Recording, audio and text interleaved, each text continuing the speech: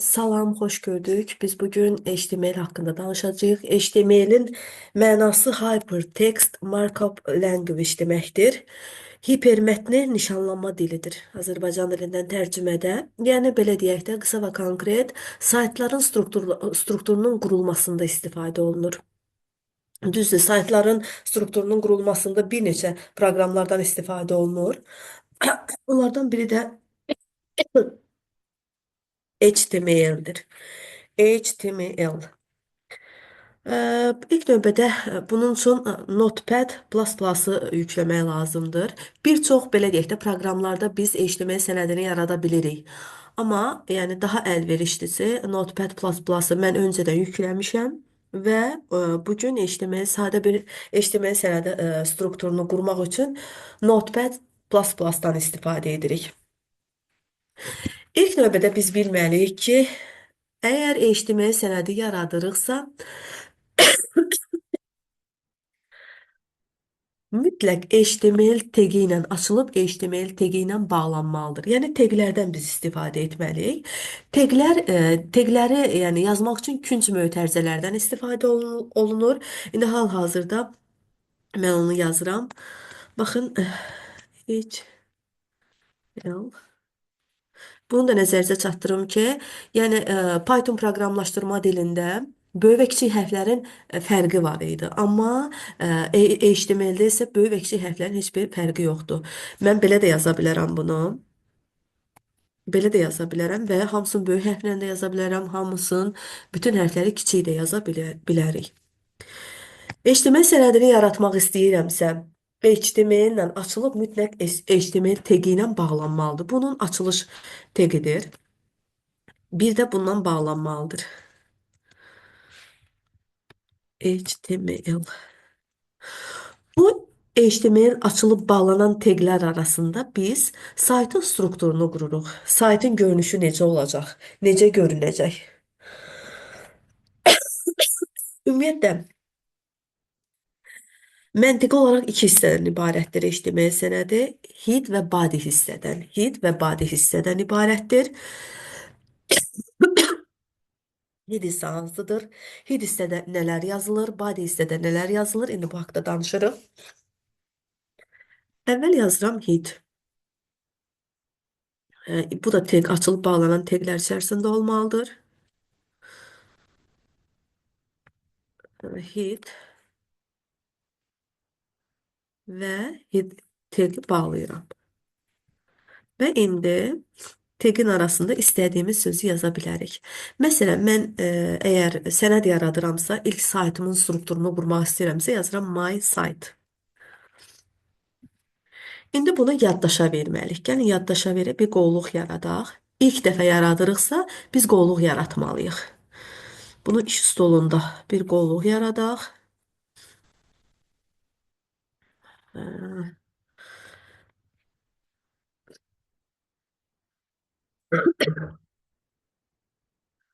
Bunun adını qoyaq. Məsələn, my site. HTML sənədinin də genişlənməsi, yəni tipi HTML və ya HTML olmalıdır. İndi yazıram birazdan bunu da. Bunu yaddaşa verim. İndi biz bunu yaddaşa verdikdən sonra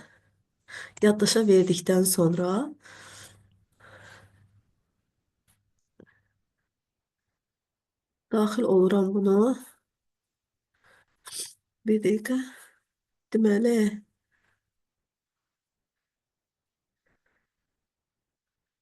HTML sənədi bir dəqiqə.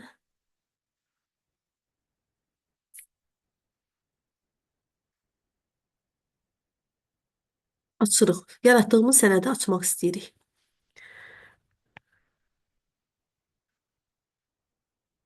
Hı -hı.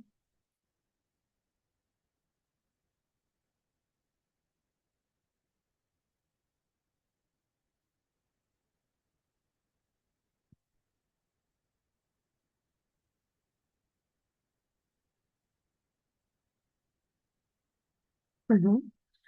İndi baxın, ekranda görürsünüz, browserdə Mən bu sənədi açdım. Sənədin brauzerdə əks olunması mysite.html. Mən də burada saytı vermişdim də, yəni saytın adına head hissəsində my site verdim. Deməli biz bu, yəni səs silində yenidən yazım bir saniyə. HTML,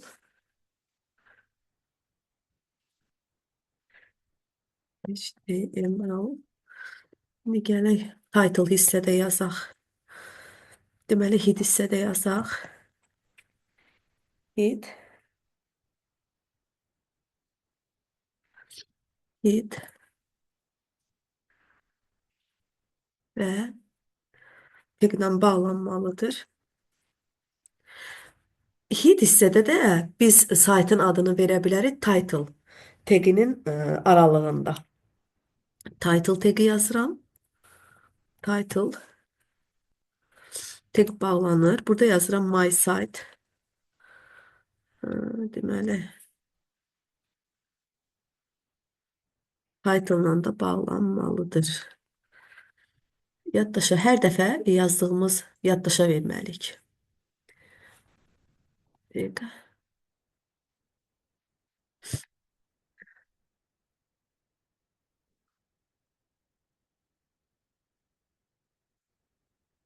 Gəlin bunu biraz yeniləyək. Görək necə açılır. My site. İndi istəyirəm ki, sənədin başlığını biz verdik my site. İndi istəyirəm body hissədə nələr yazılacaq.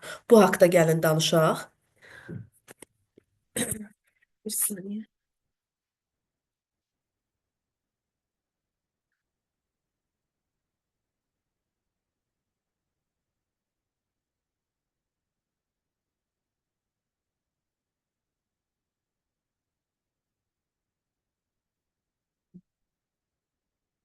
Body hissədə belə deyək, qurduğumuz bu saytın məzmununda nələr olarsa, body hissədə onlar yazılır.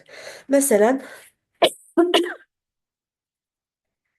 mən body hissədə belə vermək istəyirəm. Head hissə ilə bitirdik. Gəlin indi body hissəyə baxaq.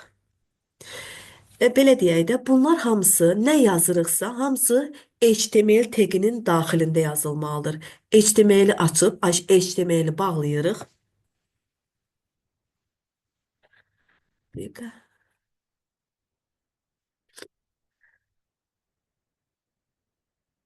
Aha.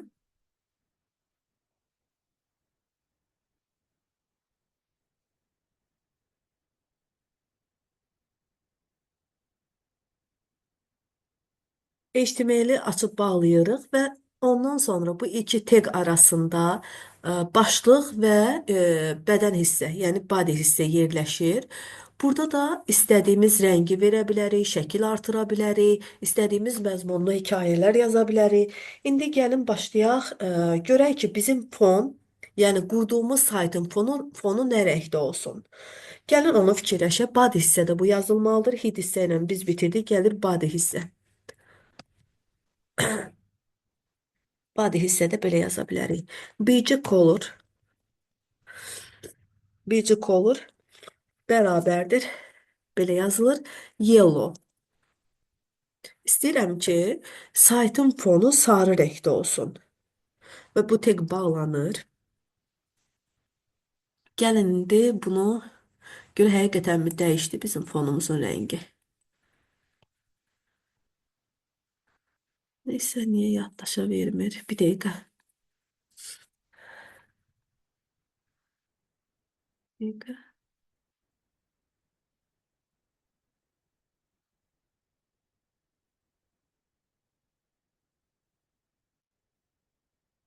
Niyə dəyişməsin?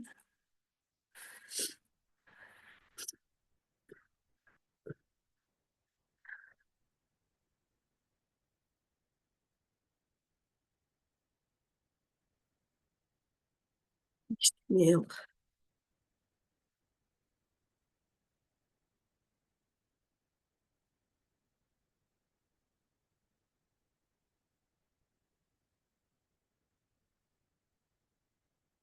Gəlin görə dəyişirmi?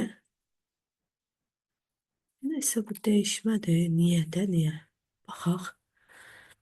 Hid hissədə olub yazmışıq və istəmişik ki, body hissədə bu olsun. Bicə color yellow.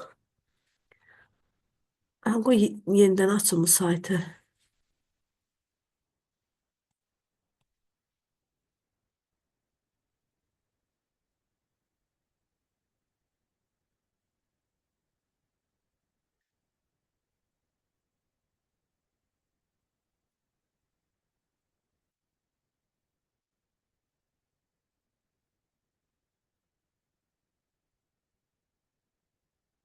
Ekranda görə bilirsiniz. Yaratdığımız saytın fonu oldu sarı rəngdə. Məsələn, red yazsaq qırmızı rəngdə olacaq. Sonra black yazsaq qara rəngdə olacaq.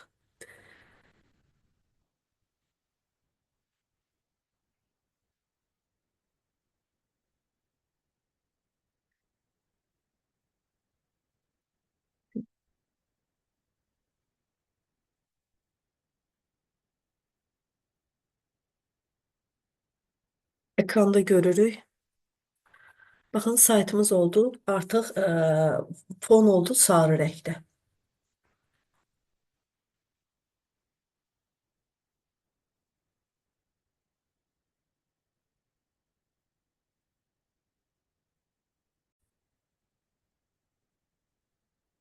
İndi isə gəlin biz deməli fon rəngini qırmızı rəngdə edək. Görək nə baş verir. Red. Ben bunu yeniləyək.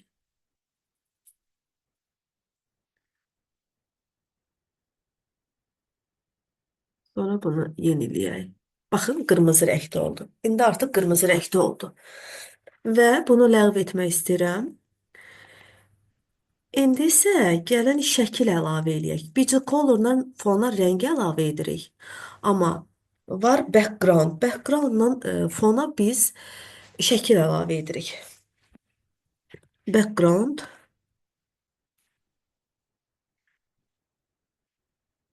background, background yazdıq. Peki.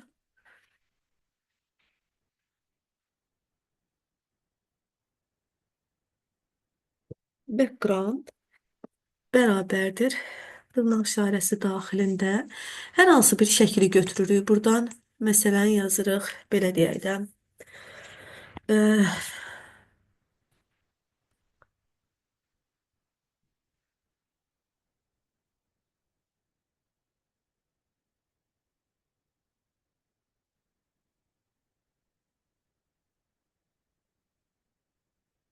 Bu şəkli götürmək istəyirəm ki, görək nə verir. Bax, bunu götürək, görə yükləyə bilirikmi?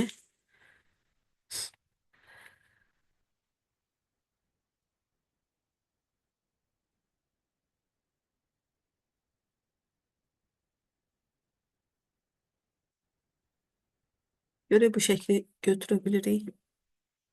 Kopyalavat kartinka.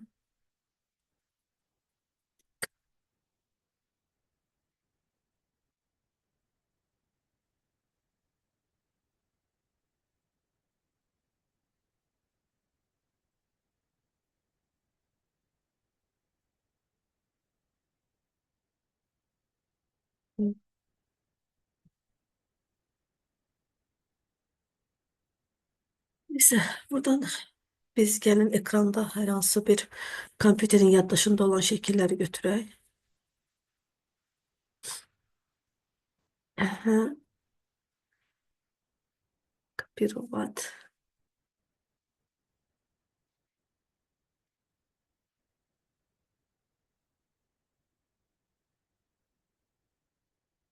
Şəkili qoymuşuq buradan. Baxaq indi.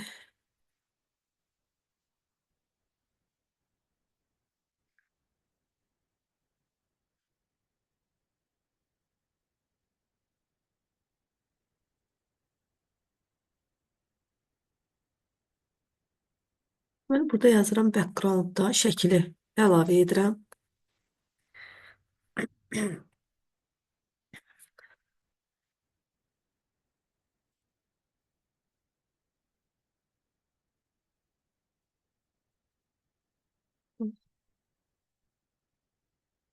Hemen olma bir dakika.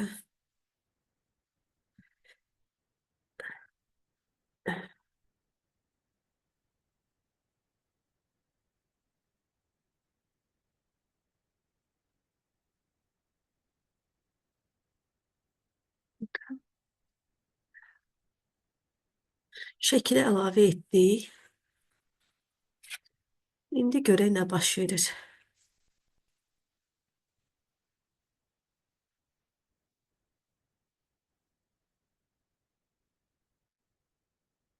Bizim şəkil bura yüklənmədi. Bir dəqiqə, bir dəqiqə.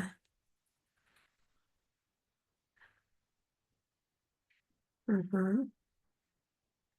İndi baxaq, yaddaşa verin. Baxın. Bir var fona biz sarı rəng, istənilən rəngi vermək istəyirik. Bir də var biz fona şəkil vermək istəyirik. Onlar ayrı-ayrı, belə deyək də, e, atributlar arasında veriləcək. Background şəkil əlavə etmək üçündür saytın fonuna, bg color isə rəng əlavə etmək üçündür. Dəqiqə,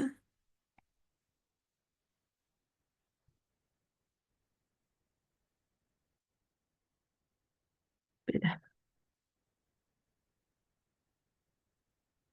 Hı -hı. İndi istəyirəm keçək digərlərinə. E, Biz belə deyək. Deməli, saytda yazılan sözlər susmaya görə qara rəngdə olur. Amma biz istədiyimiz rəngdə onu edə bilərik. Onu da body taginin daxilində etməliyik. Məsələn, burada mən yazıram body, istəyirəm şəkli yığışdıraq. Yazıram orada text bərabərdir read və tagi bağlayıram. Və bunu yaddaşa verək. Bunu yeniləyək. Yeniləyək. Heh. İndi istədiyimiz sözü yaza bilərik də burada. Deməli, istəyirəm yazam burada.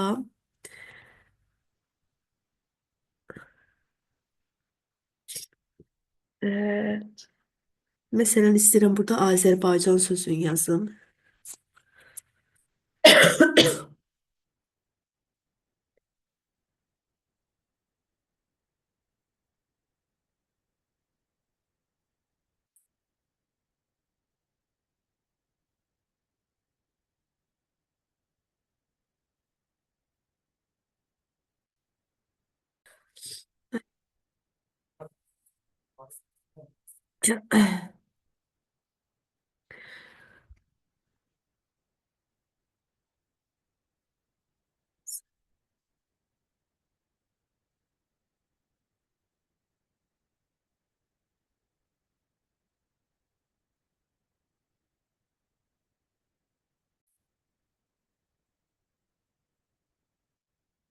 Burada yazmaq istəyirik Azərbaycan sözünü. Görə nə rəngdə yazacaq?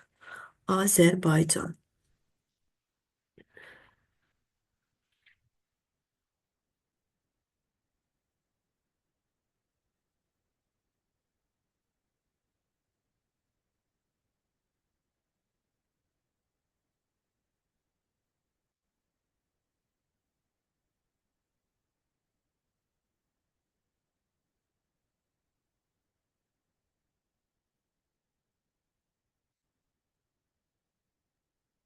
Verək. Və gəlin burada yeniləyək. Baxın, Azərbaycan sözü qırmızı rəngdə yazdı. İndi mən text bərabərdir red yazmasam, sıradan bir yazsam, body taginin daxilində, gəlin yeniləyək saytı. Bu dəyişilməlidir. Əslində, hə, yaddaşa verməmişəm bir dəqiqə. İndi yeniləyək. Baxın, qara rəngdə oldu. Mütləq, yəni susmaya görə qara rəngdə olur, amma istədiyimiz rəngi sonradan biz verə bilirik. Bir də var başlıq mətnlər. Başlıq mətnlər də body taginin daxilində yazılır, amma bu da başqa bir tagin daxilində yazılır yenidən. Gəlin bir daha bura baxaq. Məsələn, burada yazmışam Azərbaycan. İndi istəyirəm ki, bunu H1 taginin daxilində yazım. H1. H1 tagi. Və bu sözü də yazaq. H1 ilə TG ilə açılıbsa, H1 TG ilə də bağlanmalıdır. Baxaq, yenidən indi yaddaşa verək. Gəlin burada baxaq nə baş verir. Fikir verirsiniz. Başlıqlar H1-dən H6-ya qədərdir.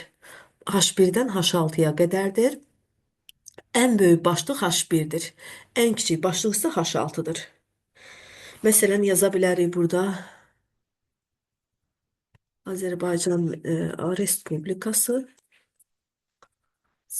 yazırıq burada. Yaddaşa verib yeniləyək indi. Baxın, bu başlıqlardır.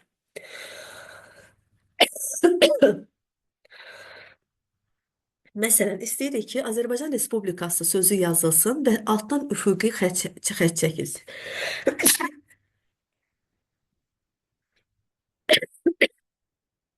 Altdan üfüqi xətt çəkilsin.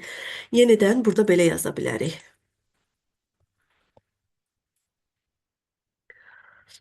Yaza bilərik burada HR.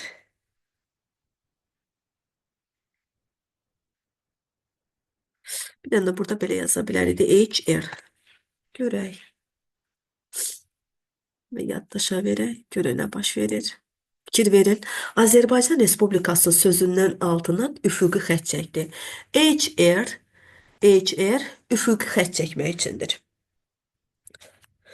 Məsələn, indi mən burada belə bir söz yazmaq istəyirəm.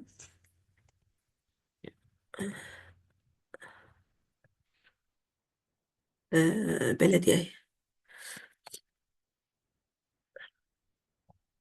İstəyirəm belə bir şeir yazaq burada. Bir inci saflığı olsa da suda, saflığı, şirfləri bir də dəyişmirəm, olsa da suda, artıq, baxın, istəyirsiniz bunu yenidən yazın, yeni sətirdən, artıq içiləndə dərd verir o da, dərd verir o da. Gəlin görək necə yazılır bu şeir, burada necə yazılacaq. Gəlin baxaq. Fikir verin. Mən bu cümləm birinci saflığı olsa da suda, artıq içiləndə dərd verir o da. Mən bu şeiri, iki sətirlik şeiri, birinci sətri burada yazmışam. İkinci sətri də növbəti sətrə keçmişəm. Amma bizim saytımızda elə görünmür. Yəni bir sətirdə görsənir. Bunu növbəti sətrə keçmək üçün xüsusi teqlərdən istifadə etmək lazımdır. Gəlin, indi belə yazaq burada. BR teqi var, BR teqi. BR teqi. Baxın, hər, belə deyək də, hər sətrin sonuna BR teqini qoyuruq.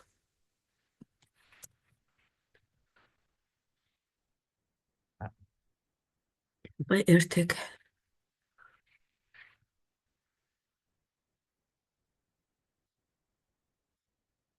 Fikir versəniz, artıq BR teqini qoyduqdan sonra şeir, yəni alt-alta yazıldı.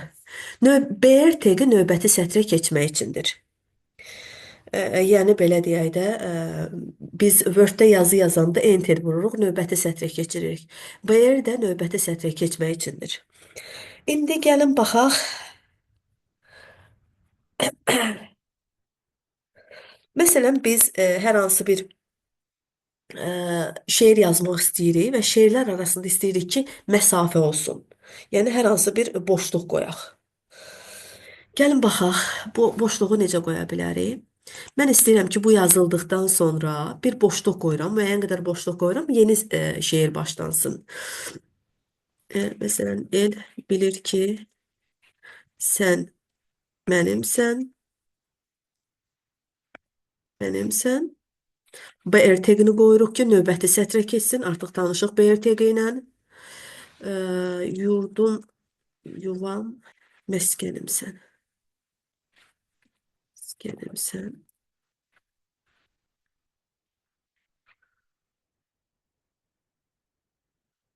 Ayrılar mı? Könül candan.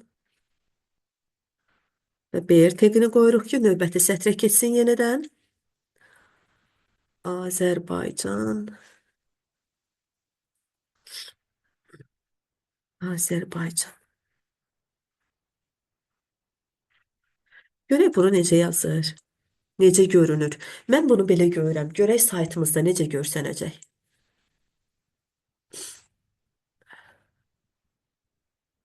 Baxın, biz birinci şeirin kupleti ilə ikinci şeir kupleti arasında boşluq qoysaq belə, amma burada boşluq görsənir, amma burada boşluq görsənmir. Saytda yəni boşluq görsənmir. Bunun üçün xüsusi teqdən istifadə etmək lazımdır. P teqindən istifadə etmək lazımdır. Deməli, kupletin əvvəlinə və axırına biz P teqi qoymalıyıq. Gəlin baxaq. Kupletin əvvəlinə və axırına, sonuna biz P teqi qoymalıyıq. Gəlin qoyaq. Deməli, burada yazıram P, P teqi. Arada boşluq qoyur P teqi. P teqi də bağlanmalıdır. Və yaddaşa verək, görək nə baş verir. Fikir verin, indi boşluq yarandı artıq. P teqi boşluq qoyur. Deməli, məsafə qoyur yazılar arasında. B teqi növbəti sətrə keçmək üçündür. Bir də var, istəyirəm ki, bu yazılar qalın olsun. Yəni, biraz qalın görsənsin. Bunun üçün belə yaza bilərik. Məsələn,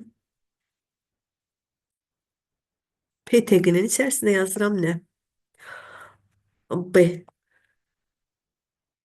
bold. B teqi yazıram.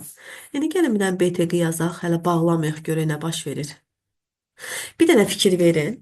Mən B teqini burada yazdım, ancaq bağlamadım. Axı biz demişik, teq açılırsa bağlanmalıdır. Mən B teqini burada bağlanmadım. Fikir verin, bütün şeirin bir kupleti hamı qara rəngdə oldu. Yəni tündləşdi, rəngi daha qalın yazıldı. Əgər mən bu sətrin sonuna B teqini bağlasam, B teqi ilə də bağlasam, yalnız bu sətrə, yalnız bu sətrə aidiyyatı olacaq. Növbəti sətirlərə aidiyyatı olmayacaq. Gəlin baxaq yenidən. Fikir verin. Yalnız bu sətrə. Çünki mən yəni belə yazdım ki, birinci el bilir ki, sən mənimsən. Bu sətr yalnız qalın olsun. Sətrin əvvəlində də B teqi qoydum, sonunu da B teqi ilə bağladım ki, yalnız bu sətrə aidiyyat olsun. Əgər bundan bağlamasam və yaddaşa versək, gəlin indi yenidən baxaq. Baxın, bütün bir kuple şeirin hamısı qalınlaşdı. Yəni bold qalınlaşdırmaq üçündür. Bir də var, istəyirəm ki, sözlərin altından xətt çəkilsin. Necə ki Word-dən biz bilirik ki, hər hansı bir sözü yazmaq üçün altından xətt çəkmək lazımdır. Bunu U, underline teqi ilə edirik. Gəl baxaq U teqinə. B teqi yazdıqdan sonra heç istəmirəm B teqi olsun. Burada yazıram yenə üçüncü mötərizə U teqi. Gəlin baxaq indi nə baş verir. Fikir verin, yazdığımız bütün sözlərin altından xətt çəkildi. Əgər B də qoysam, qalın və qalın yazacaq sözləri və altından xətt çəkəcək. Gəlin B teqini də yazaq.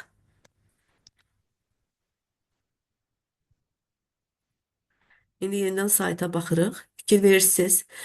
Amma mən istəyirəm ki, bir dənə sətrin altından xətt çəksin. Bir saniyə. Bir sətrin altından xətt çəksin, onda U ilə bağlamışamsa, həmən sətri U teqi ilə də bağlamalıyam. Gəlin baxaq, U teqi ilə də bağlanan teq U teqidir. Dəqiqə. Bağlanan teq mütləq slash işarəsi qoyulmalıdır. Əgər biz teqi bağlayırıqsa. Fikir verin, yalnız bir sətrin, yəni bir sətrin altından xətt çəkdi. İndi istəyirəm ki, yazılar kursiv, yəni italik şəklində olsun. Sağ tərəfə biraz, yəni əyilmiş vəziyyətdə. Bunun üçün nə edirik? İtalik teqindən istifadə etmək lazımdır. İ teqi. Gəlin baxaq İ teqinə. İ teqi də baxın belə yazılır. İ hərfi ilə və künc mötərizələrlə bağlanır. İ teqi. Bundan açılır və bağlanır. Bundan da bağlanır. Yaddaşa verək, indi baxaq. Fikir verirsiniz. Bütün elə bil ki, hərflər, bütün mətn, bütün kuplet oldu kursiv şəklində. Bu teki bağlayayım. Yalnız el bilir ki, bu sətrə aidiyyatı olsun. Onu bağlamamışam ona görə. Gəlin bura fikir verin. Yalnız birinci sətir sağ tərəfə biraz əyilmiş vəziyyətdə oldu. Qalan sətirlər yerində qaldı. Çünki mən birinci sətrin əvvəlinə və sonuna i tegi ilə açdım, i tegi ilə də bağladım. Əgər istəyiriksə bu teg bağlanmasın, gəlin bu bağlanan tegi silirəm i tegini və yaddaşa verib yenidən saytı yüklürük, baxırıq, görürük nə baş verir. Fikir verirsiniz indi. Bütün mətn, bütün kuplet sağa tərəf biraz əyilmiş vəziyyətdə oldu. Yəni beləliklə biz bildik ki, B bold tagi qalınlaşdırır, U tagi yazıların altından xətt çəkir, I tagi isə kursiv, yəni italik şəklində yazır. Sonra istəyirəm ki, bu yazdığım şeir, kuplet mərkəzdə yerləşsin, solda yerləşsin, sağda yerləşsin. Bunu da, yəni xüsusi belə deyək də, xüsusi atributlardan istifadə edirlər. Deməli, belə, gəlin baxaq bunları. Bunları gəlin silək. Saxlaya da bilərik. Sadəcə qarışıqlıq olmasın deyə mən istəyirəm ki, silim.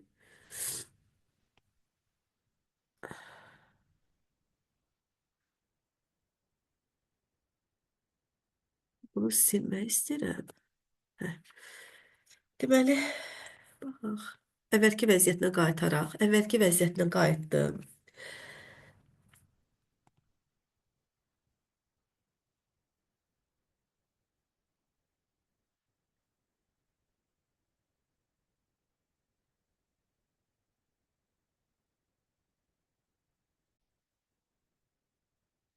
Əvvəlki vəziyyətinə qayıtdıqdan sonra gəlin başqa istəyirəm ki, şeir, həmin bu kuplet mərkəzə doğru yönlənsin. Bunun üçün P teqinin daxilində nə yazılır?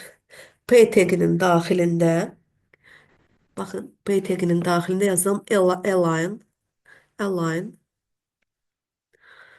Align bərabərdir center. Baxaq, görək nə baş verir. Dəyişmədi, niyə? Səhv yazdıq yəqin ki. Align yazdıq.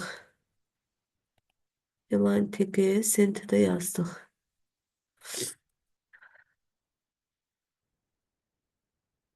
İndi baxaq. Hə. Baxın, bayaq səhv yazmışdıq ona görə.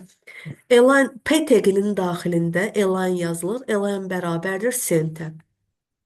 Center yəni nədir? Mütləq center, sonra right, left, sola düzləndirmə, sağa düzləndirmə align-ın içərisində yazılmalıdır. Align-ın daxilində yazılmalıdır. İndi istəyirəm ki, burada center yox, right yazım. Sağa doğru düzlənəcək. Right yazdıq, görək nə baş verir. Baxın, sağa doğru. İstəyirəm sola doğru düzlənsin. Left, left yazırıq. Və yeniləyirik. Baxın, əvvəlki vəziyyətinə qayıtdı. Yəni, P teginin daxilində align yazılır. Align bərabərdir. Left, left, center, right. Yaza bilərik bunları. Sonra bold tegi haqqında dedik. Bir də var strong tegi. Strong var, AM var, TT tegləri var. Görək bunlar nə üçündür? Gəlin bunu yazaq belə. Belə baxaq. İstəyirəm bunu belə yazaq. Bunu yazaq strong teginin daxilində.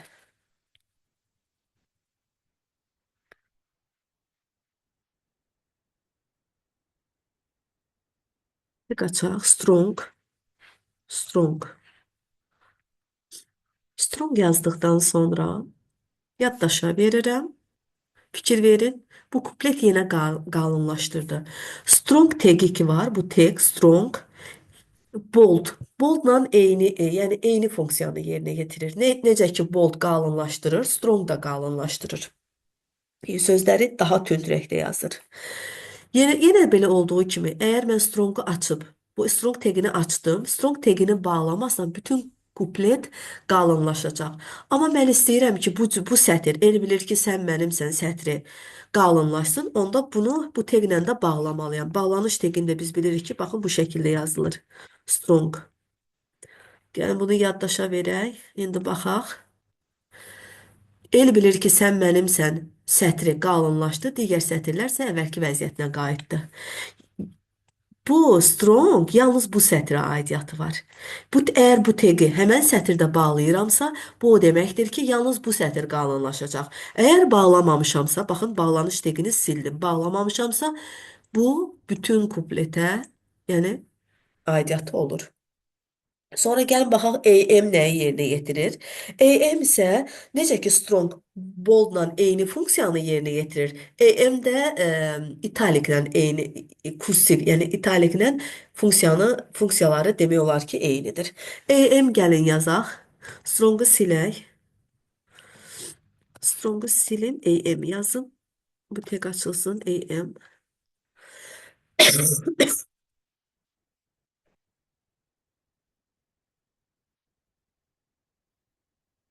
AM. Tek belə də bağlansın. Yaddaşa verək bunu, indi baxaq.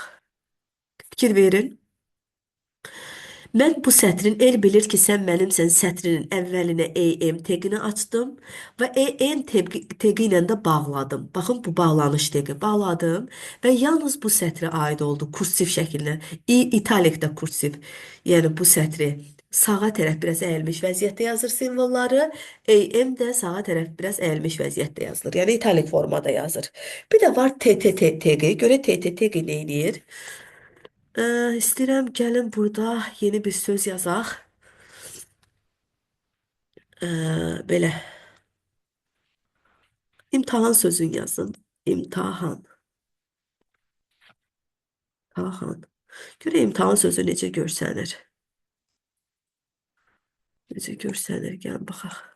Baxın, imtahan sözü belə görsənir də ekranda. İndi istəyirəm ki, bunu TT teqinin daxilində yazım. Biraz bunu böyəldək ki, biz görə bilək. Bir dəqiqə istəyirəm H1 yazım ki, H1 teqinin daxilində yazmaq istəyirəm ki, biraz böyük görsənsin. Bir dəqiqə.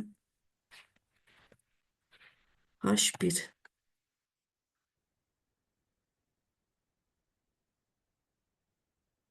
Baxın, imtahan sözü. İndi bir dənə də imtahan sözü yazıram, ancaq TT teqinin daxilində yazıram. H1-də yazıram ki, böyük gör. H1-i ona görə yazıram ki, böyük görsənsin hərflər ki, biz oradakı fərqi görək. Görək ki, TT teqi nəyə yarayır? H1 teqinin daxilində yazıram H1 teqi. Sonra yazırıq TT teqi. TT. İmtahan sözünü yazıram. İmtahan. TT teqini bağlayıram. Bağlanış teqi ilə bağlayıram. İndi görək aralarındakı fərq nədir? TT teqi eyni, bütün hərfləri eyni, belə deyək də, eyni yerə ayrılır bütün hərflərə. Bir dənə fikir verin burada. Deməli, bütün hərflərə biz fikir versək, bunları ölçsək, bütün hərflərə eyni yerə ayrılıb. TT teqi eyni enlidir. Yəni, bütün hərfləri eyni enlidir. Enlərli eyni edir. Ona baxaq. Bir də var font teqi. Font teqi nə içindir? Gəlin baxaq font teqində nə edirik? Bunları silək. Bunları bizə lazım deyil. İndi istəyirəm bu sözü. Gəlin bunları silək. Bu teqləri silək. Yeni teqlərə başlayaq görək.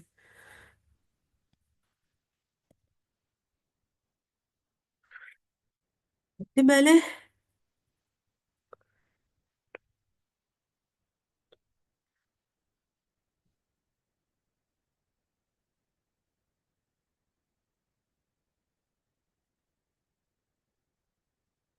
fontu belə yaza bilərik də. Biz özümüz görürük ki, burada yazılan bütün mətnlər qara rəngdədir. Yəni yazılar susmaya görə qara rəngdə olur. Amma istəyirəm ki, bunu başqa rəngdə yazım. Bunun üçün nə edirəm yenə? Body taginin daxilində yazıram text bərabərdir green. Green. İndi bunu yaddaşa verək və saytı yenidən yükləyək. Fikir verin. Green body taginin daxilində text yazılır. Text bərabərdir green. Bizim bütün yəni yazılarımız oldu yaşıl rəngdə. İstəsək qırmızı rəngdə edərik, istəsək sarı rəngdə eləyərik. Red. Yaddaşa verək. İndi gəlin baxaq. Baxın qırmızı rəngdə. İstəyiriksə qara rəngdə edə bilərik. Yox. Məsələn sarı, yellow. Yaddaşa verək. İndi baxaq. Sarı rəngdə oldu. Sonra istəyirəm ki,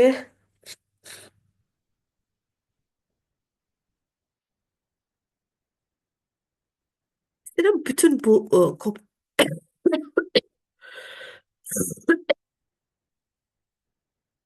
istəyirəm qara rəngi qayıtsın əvvəlki vəziyyətinə. Əvvəlki vəziyyətinə qayıtsın. Yalnız bir, məsələn, Azərbaycan sözləri yazılıb burada. Bu söz yalnız, məsələn, qara rəngdə olsun, qırmızı rəngdə olsun. Bunu belə yazmaq istəyiriksə, yalnız hər hansı bir sözün başqa rəngdə yazılmasını istəyiriksə, onu yazmalıyıq font color'un daxilində. Font color onun daxilində yazmalıyıq. Yəni font atributunun daxilində yazmalıyıq. İndi gəlin baxaq. Deməli, biz belə yazırıq. Azərbaycan sözünə gəlib baxıram. Tagi açıram. Yazıram font, color bərabərdir red və tagi bağlayıram. Görək indi font tagi açılıbsa, font tagi ilə də bağlanmalıdır. Fontla da bağlandı. Görək indi nə baş verir. Fikir verin, bütün hərflər qara rəngdə qaldı. Yalnız Azərbaycan sözü qırmızı rəngdə oldu. Biz body, yəni taginin daxilində text bərabərdir nəsə yazsaq, bizim qurduğumuz saytın bütün sözləri həmən rəngdə olacaq. Amma istədiyimiz sözün seçilməsini istəyiriksə, onu font taginin daxilində color atributu ilə yazmalıyıq. Color atributu, font isə tagdir. İndi gəlin baxaq, fontun ümumilikdə 3 atributu var. Belə deyək, bunlardır da size, face, bir də color. Color'ı yazdıq. İndi istəyirəm face yazaq, size. Size yazaq, görək size nə deməkdir. Red. Sonra nə yazıram? Yazıram size. Size bərabərdir 5. Baxaq, nə yazır indi? Bax, size 5 yazdım. Font taginin daxilində color red, qırmızı rəngdə olsun bu söz. Ölçüsü 5 olsun. Fikir verirsiniz, Azərbaycan sözü seçildi. Biz font size-a 1-dən 8-ə qədər rəqəm verə bilərik. Görək 9-u verə bilirikmi? 9-u verə bilməməliyik. Gəlin baxaq 9 alınırmı? Alındı. Gəlin 10 verək. 10 verək. Görək yenə alınırmı? Alınmadı. Deməli 1-dən 9-a qədər verə bilirik. Mən baxım 8. Görək dəyişiklik baş verirmi? Biz 1-dən 8-ə qədər verə bilirik. 9 verə bilmirik. Bu nə üçünsə 9-u qəbul elədi. Amma 1-dən 8-ə qədər ölçü verə bilirik font size-da. İndi gəlin baxaq. Bunu font size 5 edib.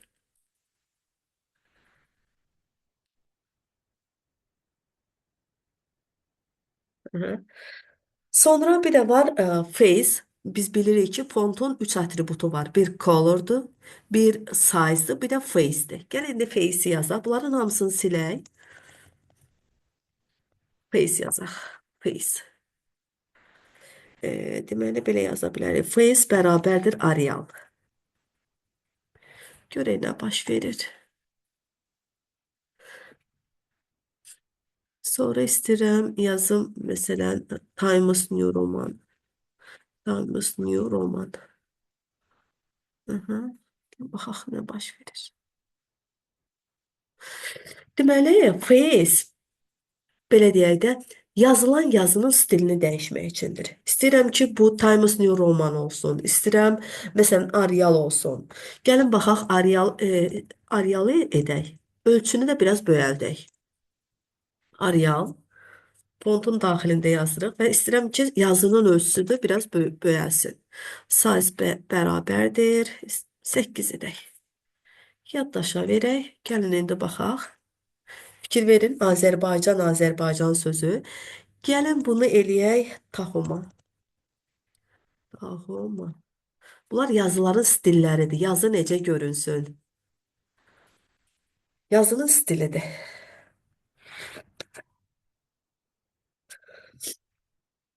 Deməli, yazının ölçüsü, fontun 3 atributu var. Color'dır, rəngi dəyişir, yazının rəngi dəyişir, size ölçüsün dəyişir, face isə yazının stilini dəyişir. Ümumi yazıları dəyişmək istəyiriksə, ümumi yazının başqa rəngdə olmağını istəyiriksə, o body taginin daxilində text bərabərdir hər hansı bir rəngin adını yaza bilərsiniz. O ümumi rəngi dəyişəcək. Hər hansı bir yazını seçib biz onun o rəngdə hər hansı bir istədiyimiz rəngdə seçilməyini istəyiriksə, onda font teqinin daxilində yazılmalıdır. Bir də var işarələnmiş, nömrələnmiş siyahı, açılan siyahı, izahlı siyahı. Gəlin baxaq bunlar nə deməkdir? İstəyirəm bunları siləm. Belə deyək. Buraya qədər silək. Bizə heç lazım deyil bunlar. Yaddaşa verək, əvvəlki vəziyyətinə qayıtsın. İndi istəyirəm ki, burada biz belə yaza bilərik də. Gəlin yazaq burada nə? İşarələnmiş siyahı yaradaq. İşarələnmiş siyahı nədir? Mən hər hansı bir siyahı yaratmaq istəyirəm. Məsələn, belə. Hər hansı bir adlardan ibarət siyahı. Məsələn, Qasımzadə, Nərmin, sonra Abuyeva, Səma, Quliyeva, Aydan. Bunları yazdıq.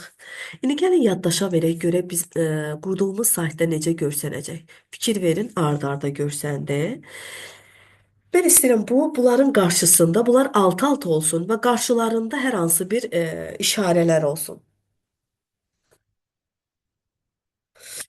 Gəlin baxaq. Bunu yazırıq body taginin daxilində və ul tagi ilə başlayırıq. Ul tagi. Ul tagi açılır, ul tagi bağlanır. Bağlandı.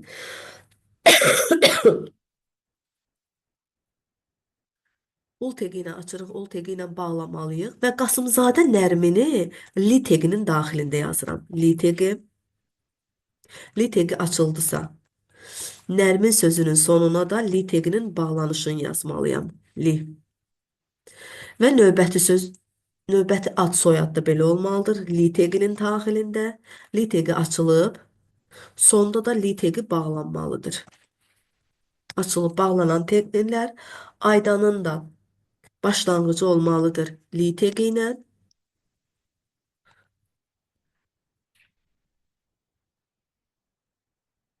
Belə.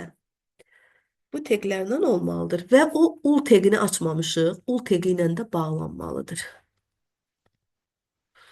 Baxaq, ul tagi bağlansın.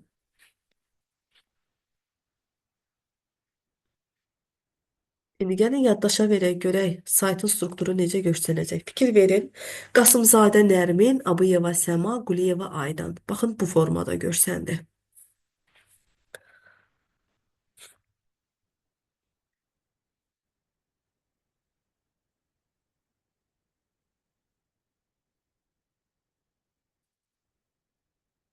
İndi istəyirəm ki, nömrələnmiş, belə işarələnməyib.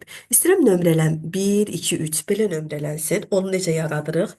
Onu o zaman ol taginin daxilində yazırıq. Tag ul yox, ol olmalıdır. Ol. Ol tagi ilə də bağlanmalıdır. Və yenə də li taglərinin daxilində yazılmalıdırlar. Yaddaşa verək, görək nə baş verir. Fikir verin, 1, 2, 3. Deməli, nömrələnmiş siyahı ol teqi ilə başlayır, ol teqi ilə bağlanır və hər bir ad soyad li teqinin daxilində yazılır. Bir də var açılan siyahı. Açılan siyahı necə olur? İstəyirəm belə bir siyahı yaradım da. Siyahılar. H1 teqi siyahılar. Özümüzdən belə bir H1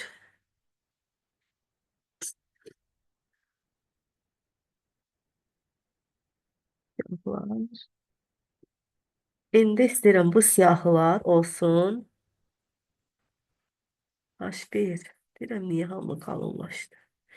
Bir dəqiqə. Hə. Başlıq olsun siyahılar. Və istəyirəm ki, bu olsun indi açılıb bağlanan siyahı. Açılıb bağlanan siyahı nədir? Açılıb bağlanan siyahı yazılır select. Select teqinin daxilində. Select teqi ilə açılır, select teqi ilə bağlanır.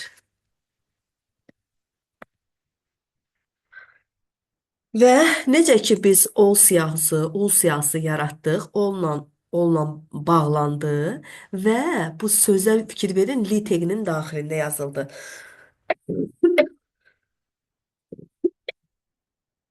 Burada isə select teqi açılan siyahı yaratmaq istəyiriksə, options teqinin daxilində yazılmalıdır sözlər. Məsələn, burada belə yazıram. Options.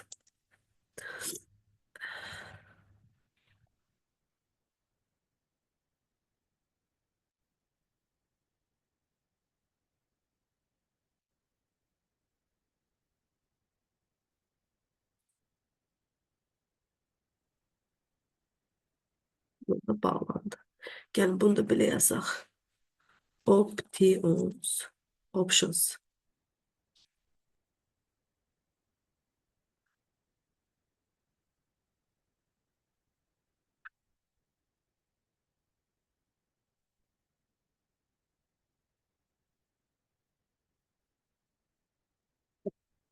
İndi belə yazaq. Burada başqa sözlər gəlin yazaq. Məsələn, kimya bölümü, fizika bölümü, fizika. Burada yazıram informatika. İnformatika yazdıq.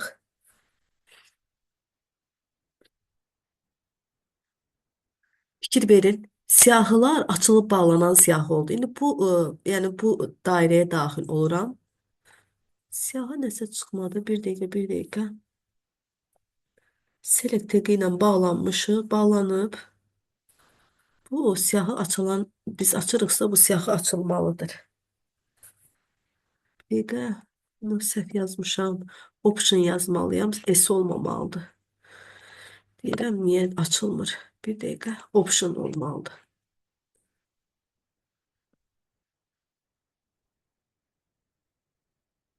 Və fikir verin. Bir dəqiqə,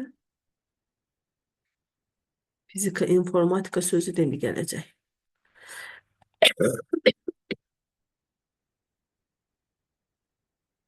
İnformatika niyə görsənmir?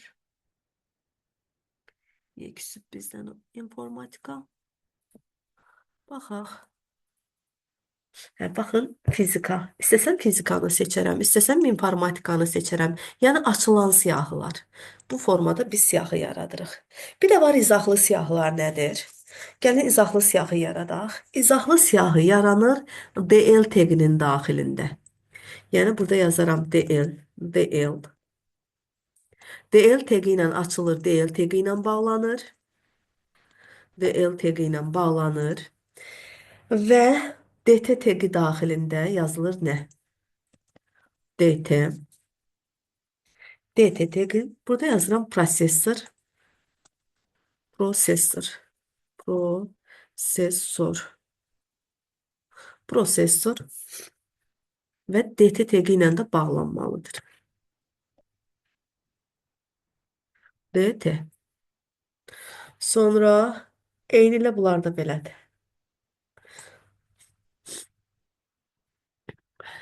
Dəqiqə, bunları bura kopirovat edeyim.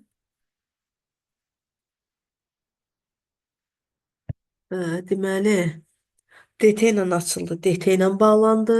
İndi deyərəm DD nə üçündür? Var DL. Deməli, izahlı siyahı DL teqlərinin daxilində yazılmalıdır. DT və DD teqlərindən istifadə olunmalıdır. Onların mənasını deyərəm nə üçündür? Prosesor informasiyanı emal edir. İnformasiyanı, informasiyanı emal edir. Baxın, mən belə bir siyahı yaratmaq istəyirəm. Prosesor və prosesor haqqı, prosesor xüsusiyyəti nədir, təyinatı nədir? O haqda izahat verirəm. Deməli, izahlı siyahılar del teqlərinin daxilində yazılır. Hər hansı bir söz DT teqinin daxilində yazılır və həmən sözün izahı, mənası, təyinatı isə DD teqlərinin daxilində yazılır. Gəlin bunu yaddaşa verək, görək nə görsənir ekranda. Baxın yazılı prosesor informasiyanı emal edir. Bu şəkildə olacaq. Bir də var istinadlar. İstəyirəm ki, istinadlara gəlin baxaq. İstinadlar nə üçündür?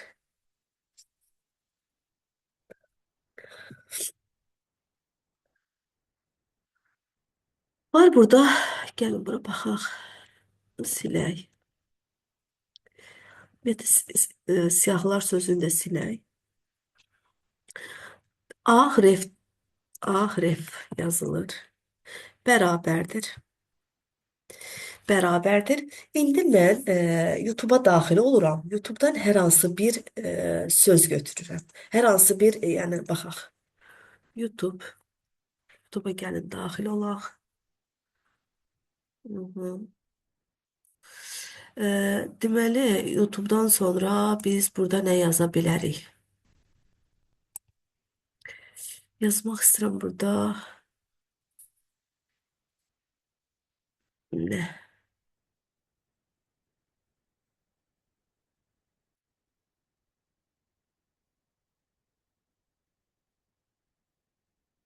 Hı -hı.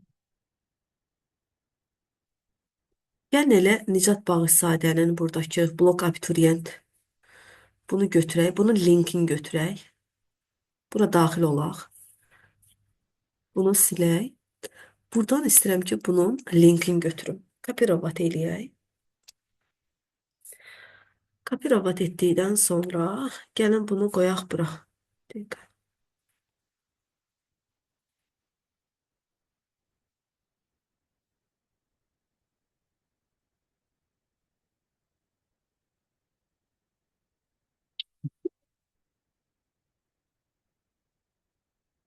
Gəlin bunu qoyaq bura. Bura qoyduqdan sonra bax dırnaq işarəsi daxilində bir dəqiqə. Dırnaq işarəsi daxilində qoymaq istəyirəm bunu bura. Sonra teki bağlayaq. Teki bağladıqdan sonra mən burada yazmaq istəyirəm. Məsələn, blok imtahan. Blok imtahan. Blok yazıram. Blok.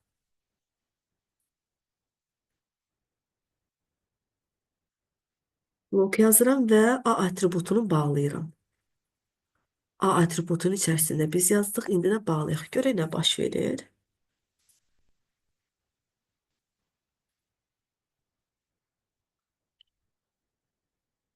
Baxın. Saytda yalnız blok görsənir. İndi mən blokun üzərinə daxil olsam, gedib həmən o saytı açacaq. Həmən o Nicat Bağışzadənin danışığını açar. Fikir verin. Gəldi daxil oldu bura. Yəni belə deyək də istinadlar odur ki. Hı hı. İstinad nə deməkdir? Bu ad altında gəlib bu linkə daxil olur.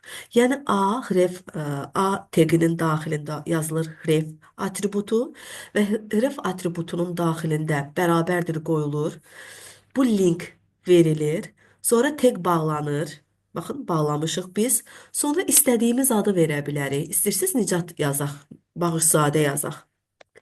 Bağışzadə yaza bilərik, fərqi yoxdur. A teqi ilə də bağlanmalıdır. Yenə deyirəm, HTML-də A hərfinin, istənilən hərfin böyük və kiçik olmasının heç bir mənası yoxdur. Baxın, balaca A hərfi ilə açmışam teqi, böyük A hərfi ilə bağlamışam, amma yenə də heç bir funksiyasını yerinə yetirir. Baxın, yazıldı bağışzadə. İndi bağışzadə üzərinə vursam, bu linkə daxil olacaq. Yəni istinadlar odur. Bu ad altında bu linkə istinad edir. Var istinadın rəngi, var aktiv istinadın rəngi, var baxılmış istinadın rəngi. Onlar nədirlər? Gəlin onlara baxaq. Onların funksiyaları nədir? Məsələn, yazıram burada.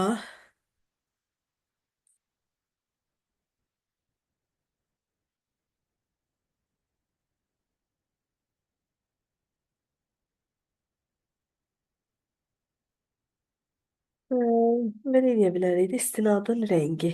Aktiv istinadın rəngi, baxılmış istinadın rəngi. Link. Bir dəqiqə, burada nə yazın mən? Ahirət bərabərdir, bunu qoydum.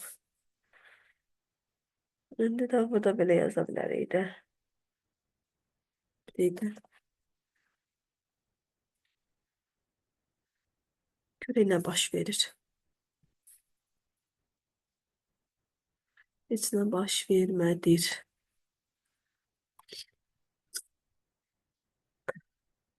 Bir de var. Biz bunu bildik de yani link nedir? Link istinadın rengidir. A-link aktif istinadın rengidir. Mesela link bu istinad göstərir, bunun rengidir. Hemen bunu belə yaza bilərəm burada. Nəsə burada alınmadı. Yaddaşa vermədim ya neydi? Bir dəqiqə. Link bərabərdir yazaq. Yellow.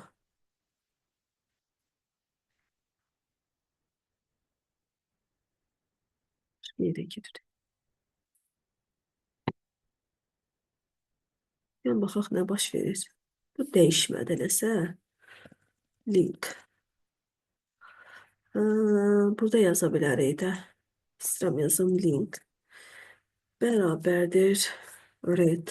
Bu da dəyişməyəcək, məlum məsələdir. İstəyirəm burada yazım bəlkə. Link bərabərdir red.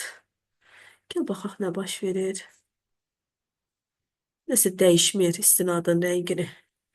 Bir üzərindən keçək. Yəni biz bunu əzbər olaraq da bilsək ki, istinadın rəngi nədir, aktiv istinadın rəngi nədir, baxılmış istinadın rəngi nədir. Bir də var, mən istəyirəm ki, bir dənə bura fikir verin. Mən bunu yazdım və gəldim bura daxil oluram. Bağışsadə sözünə daxil olduqdan sonra sayt, yəni YouTube-a daxil olur, amma bu səhifədə daxil olur. Amma mən istəyirəm ki, bu sayt qalsın, yeni səhifədə açsın həmən saytı, həmən YouTube-u. YouTube izahın yeni səhifədə istəyirəm açsın, amma bu qalsın. Bunu necə yazırıq biz? Yenə yazırıq. Məsələn, bunu yazmışıqsa ahref, ATG ref atributu linki qoymuşuq və yazıram bu linkdən sonra nə yazıram? Target. Target yazıram. Bərabərdir. Bərabərdir qoyuram. Blank sözünü yazıram. Blank. Blank yəni səhifə deməkdir də. Blank.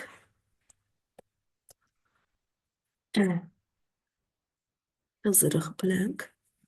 Və bunu yaddaşa veririk. Fikir verin. İndi bax sadə sözünə vururam. Fikir verin. Bayaq My Site-da açılırdı. İndi isə artıq yeni bir səhifə açdı bu brauzerdə. Yəni keçdi YouTube izahına. Beləliklə, əgər istəyirəmsə bu istinadı, bu linki YouTube izahın yeni səhifədə açsın, bunun üçün yazmalıyam. Target bərabərdir. Dırnaq işarəsi daxilində altdan xətt blank yazılmalıdır. Ondan sonra, yəni bu yeni səhifədə açılacaq. Bir də var, sənədə şəkil yerləşdirmək lazımdır. Sənədə necə şəkil yerləşdirməliyik? Fona şəkildə yerləşdirmək ayrıdır, sənədə şəkil yerləşdirmək ayrıdır.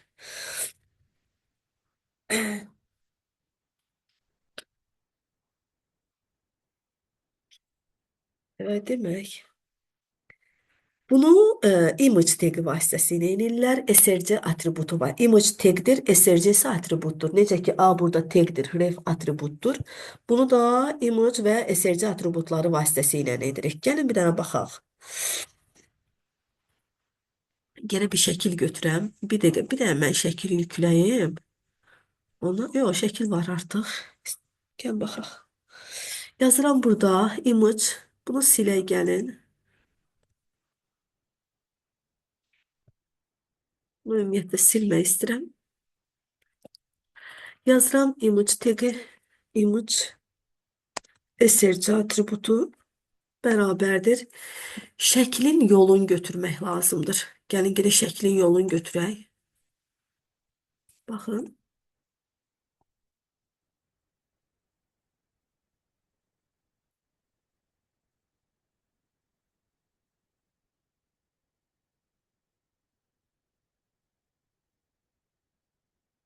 Ha, şəklin yolun götürək. Bir dəqiqə.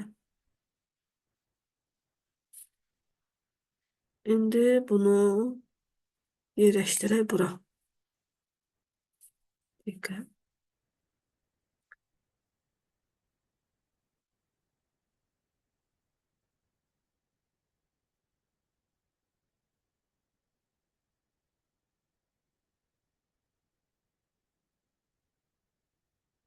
Yerləşdirək bura.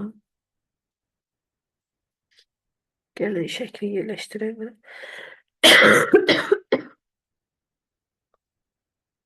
Böyle emerce yazdık burada image SRC.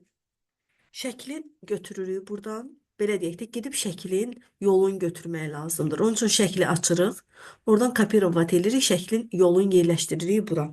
Yerləşdirdikdən sonra istəyirəm ki, şəkil saytda necə görünsün.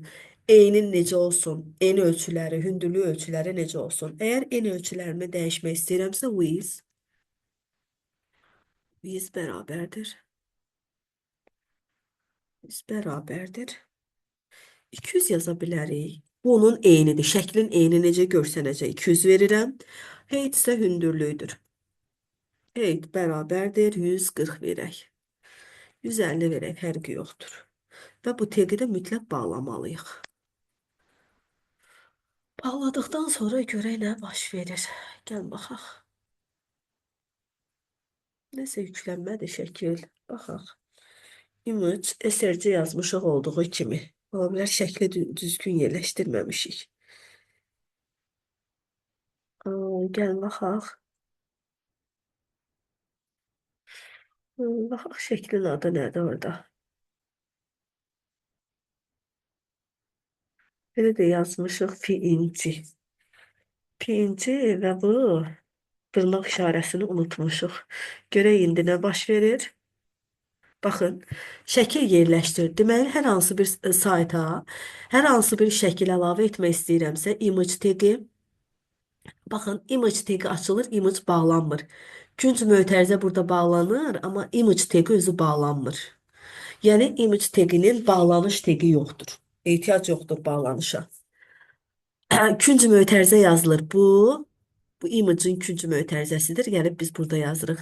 Image taginin daxilində, SRC atributunun daxilində biz şəklə, sayta şəkil əlavə etmək istəyiriksə, fona yox, saytın özünə şəkil əlavə etmək istəyiriksə, şəklin, belə deyək də, onun qısa yolunu götürüb yazıram. Dırnaq işarəsi daxilində və istəyirəm ki, hündürlüyü eyni. Bax, bu hündürlüyüdür, bu da eynidir. Necə olsun?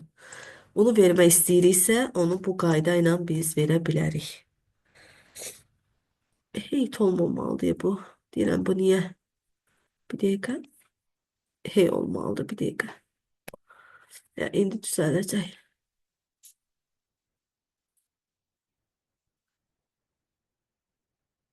Baxın. Biri əgər balaca eləmək istəyirsinizsə, şəkil balaca görsənsin, çox böyük görsənməsin.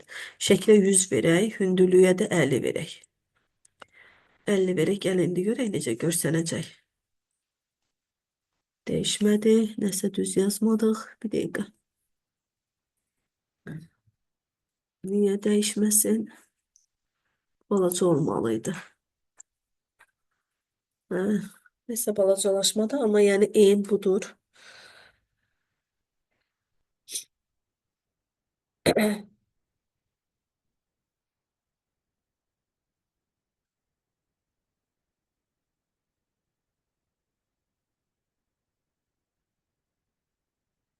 Mhm.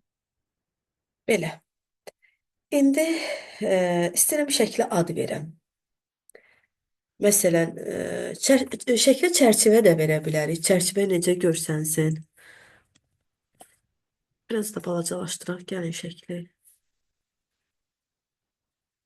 Niyə bu balacalaşmadı? Nə oldu buna? Böyəldirəm, böyəlir. Amma balacalaşmır. Niyə? Ha, bu niyə dəyişmədi bir dəqiqə? Hı hı.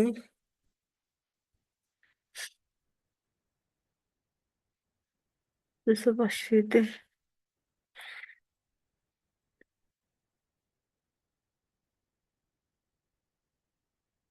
Bayaqdan işləyirdi, nəsə problem oldu.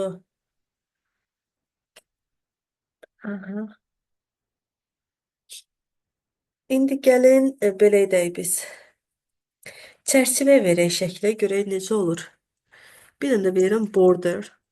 Çərçivə border yazılmalıdır. Border bərabərdir 2 yazıram. Görək nə baş verir. Hə, baxın. Gəlin biraz da qalınlaşdırım ki, şəklin çərçivəsini görə bilək. 9 edək, görək nə baş verir. Fikir verin, baxın. Şəkli çərçivəyə salmaq üçün border yazmalıdır. Border bərabərdir 9, 8, 6 fərqi yoxdur. İstənilən rəqəmi yaza bilərsiniz və çərçivəyə alınır şəkil. Məsələn, istəyirəm yazım. Biləsiniz ki, alt nə deməkdir? Alt sözü yazıram, bərabərdir. Yazıram, məsələn, avtomobil, mobil, avtomobil və bunu yaddaşa verirəm. Dırnaq işarəsi daxilində yazmağı unutmuşam. Avtomobil verdim və bunu yaddaş. Baxın, indi mən bu saytı yükləyirəm. Özünüz görəcəksiniz ki, saytda heç bir dəyişiklik baş vermədi. Yəni deyəcəksiniz ki, məsələn, alt sözü yazmışam, bərabərdir avtomobil. Burada heç bir dəyişiklik baş vermədi. Əgər mənim şəklim yüklənməsə, sayta yüklənməsə, şəklin yüklənməsində hər hansı bir problem yaranarsa, onda o şəklin yerinə avtomobil sözü çıxacaq. İndi gəlib bunu silək, yəni səhv yazaq. Çünki belə səhv yazsaq belə şəkil tapa bilməyəcək. Yaddaşa verirəm və şəklin yüklənməsində indi problem olur. Problem olduqdan sonra fikir verin, burada yazıldı avtomobil. Yəni şəklin yüklənməsində problem olarsa, alt baxın, yazmışam alt bərabərdir hər hansı bir söz. İstənilən sözü yaza bilərsiniz. Məsələn, avto sözünü yaza bilərəm. Yaddaşa verim. Göründü avto. Şəklin yüklənməsində problem olarsa, bu söz görsənəcək. Əgər heç bir problem olmazsa, o zaman neymiş? Bu şəkil yüklənir. Heç alt sözündə heç nə görsənmir. Gəlin baxaq.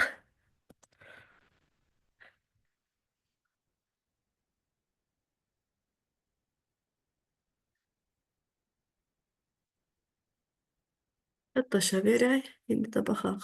Bax görsünüz, alt sözündə nə yazmışam, heç biri görünmür.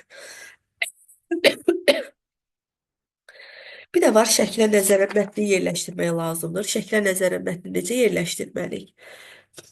Gəlin ona baxaq.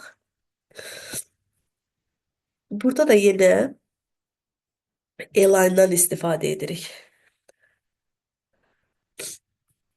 Məsələn, burada yazıram.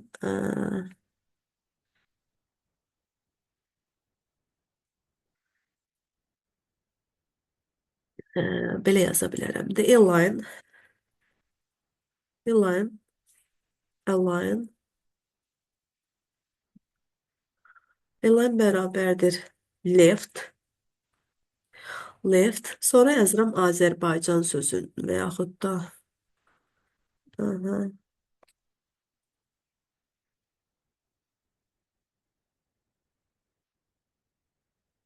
gəlin baxaq nə olur.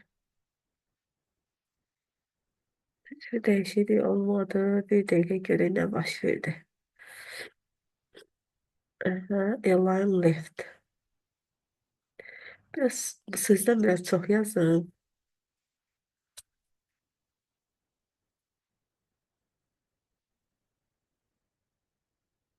Yaddaşa verək.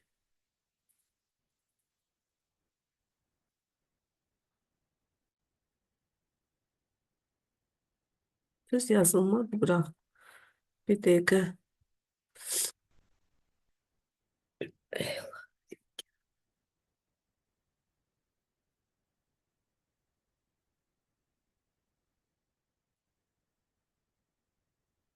Hı.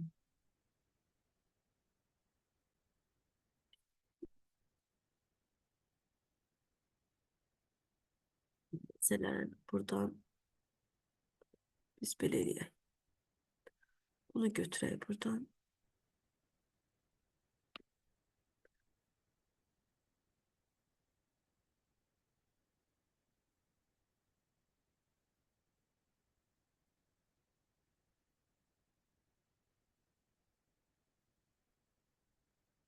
Hı hı.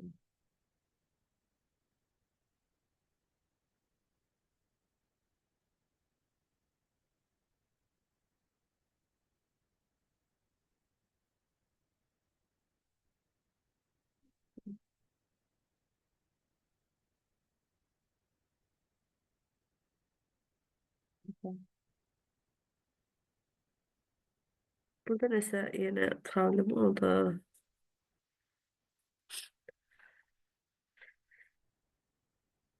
Ümumiyyətlə şəklə nəzərən mətnin yerləşdirilməsində align bərabərdir left, right, center, yəni bunlar yazılır. Bir də bir şey xatırladım ki, şəkilləri də istinad kimi istifadə edə bilirik. Yəni bir var, belə deyək də, mən hər hansı bir YouTube linkini istinad kimi istifadə edim. Hər hansı fərqi yoxdur, hər hansı bir linki mən istinad kimi istifadə edirəm. Eyni ilə şəkilləri də istinad kimi istifadə edə bilərik. Baxaq, bir də bura baxaq. Məsələn, belə bir şey yazmaq istəyirəm. Bunları silmək istəyirəm. Body tipli yazaq, body'ni sildik.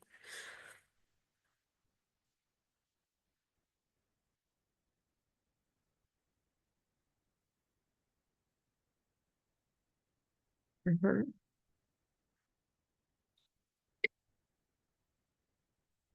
Yazıram A hərf, A hərf, A, TG, ref atributu,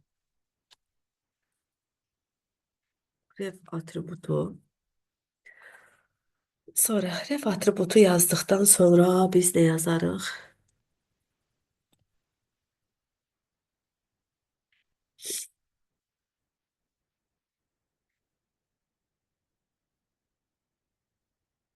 Bərabərdir. Gedirəm YouTube linki götürməyə. Bayaqki kimi.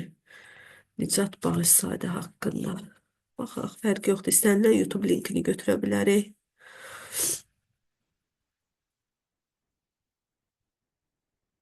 Hə,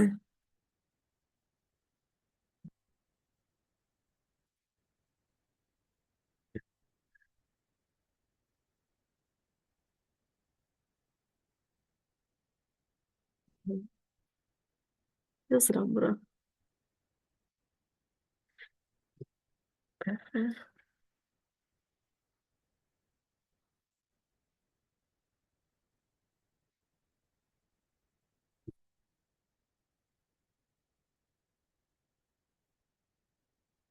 linkini götürdükdən sonra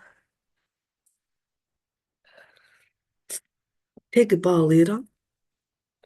Sonra aşağıda yazıram nə? Image SRC. Necə ki biz deyirdik ki, məsələn, hər hansı bir sözü götürəm istinad kimi, ona istinad edirəm. YouTube linkini, məsələn, hər hansı birini. Burada isə şəkilə istinad eləyə bilirik biz. Yazıram burada belə. YouTube.png image src'də bərabərdir. Bərabərdir. Dırnaq işarəsi daxilində yazıram. YouTube.png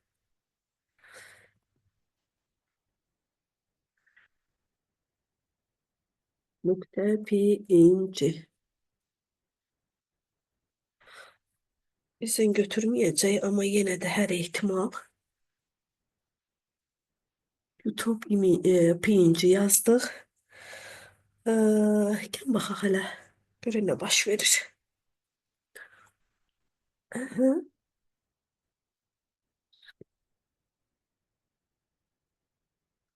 Bu, belə deyək də, YouTube-un ikonasını götürməli idi. Nəsə daxil ola bilmədi. Bir dəqiqə. YouTube.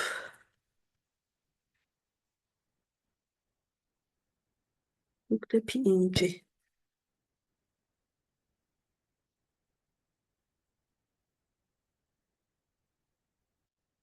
Hı hı. Mənə lazım idi ki, şəkli götürsün. Bir dəqiqə. Bir dəqiqə gözləyək.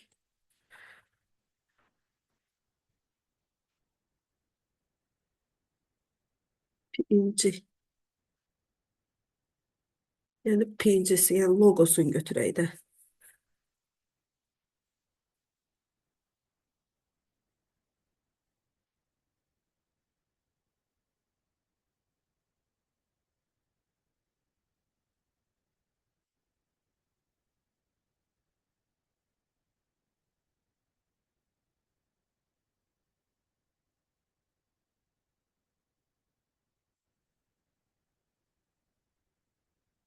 Hı hı.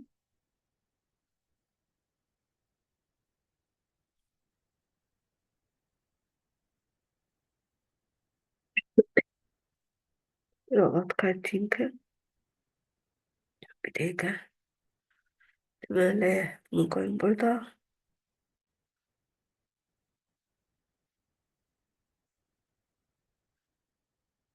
Şimdi qoyaq burada bunu.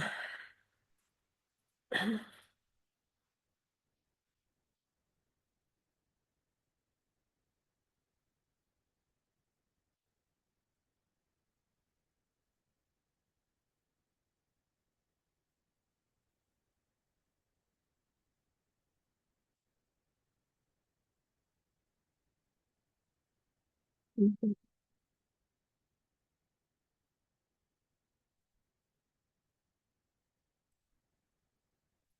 Neyse, biz bunu yükləyə bilmədik. İstəyirdim ki, YouTube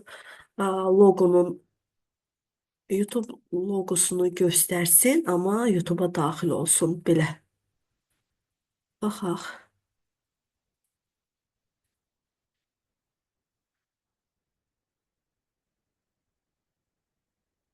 Hı hı. Bu değil işte bir olur. Hı hı.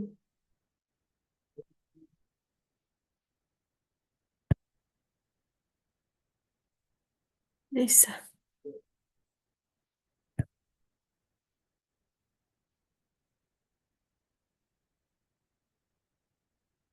Heç yükləyə bilmədim. Eyb yox, qalsın. Yubanmayaq burada.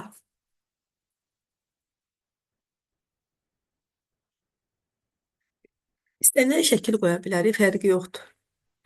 İstənilən gəlin şəkil götürək. Sadəcə mən istəyirdim YouTube'un logosu olsun.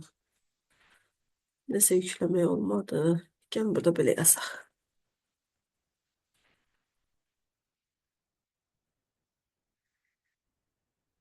Hı hı.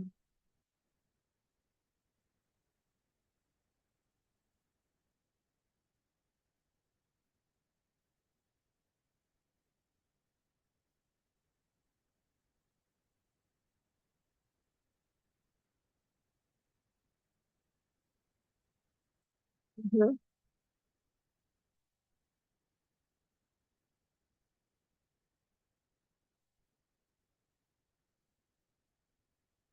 İmage SRC yazdık burada. Baxaq indi nə baş verir. İndi də daxil olmamalıdır görək. Nə oldu buna?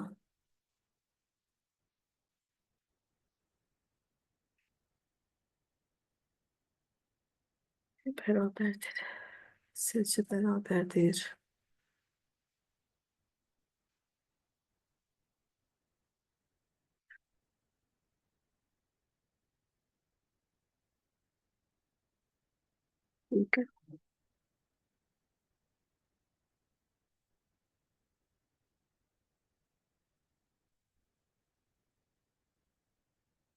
Eklə belə deyək də.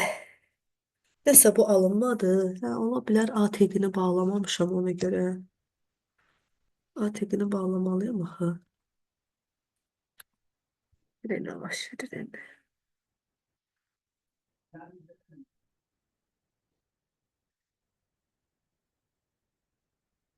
Neyse axır-axırda bizi yarı yolda buraxdı bu.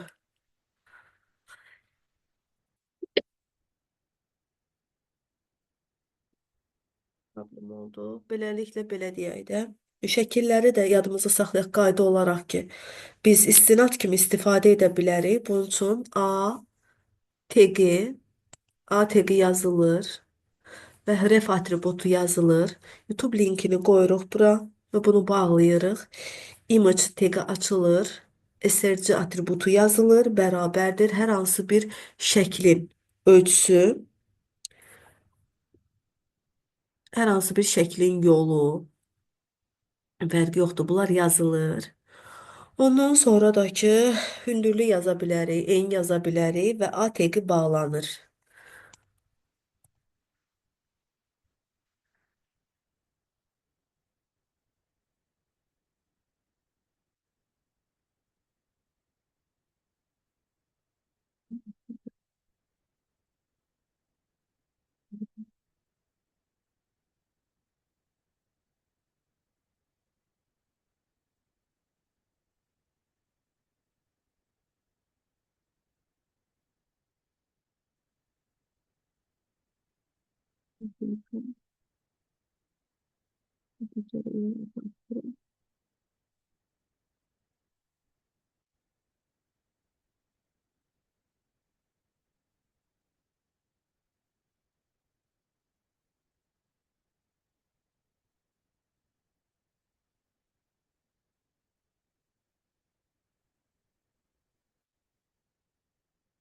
Beləliklə biz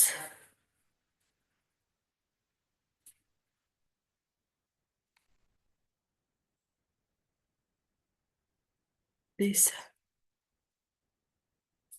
bura daxil ola bilirik biz.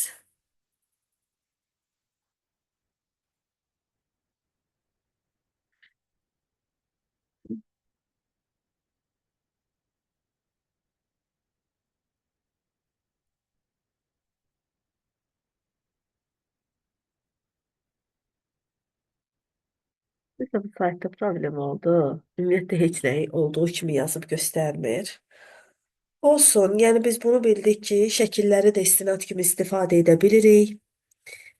Hündürlükləri dedik, istinadların hamısını dedik və belə. Demək, bircə qalır cədvəllər. Cədvəllər haqqında da biz ə, cədvəllər haqqında da biz ə, burada bu yarandı. Maraqlıdır. Bəs bu niyə yaranmamışdı? Image. Yenə də yazaq elə. Image SRC bərabərdir. Məsələn, YouTube pinci yazaq.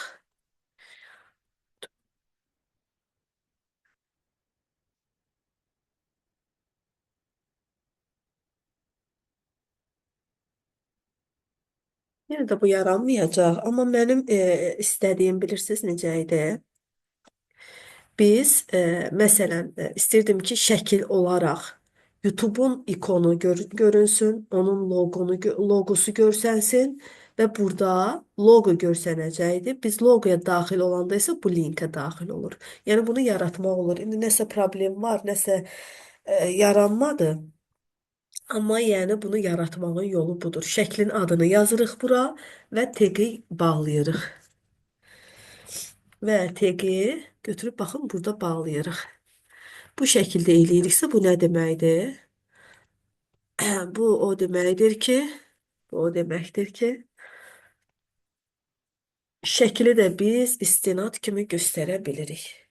Qaldı sizdən cədvəllər haqqında danışmağa. Cədvəllərlə də növbəti mövzuda, yəni növbəti çəkilişdə cədvəllər haqqında danışarıq.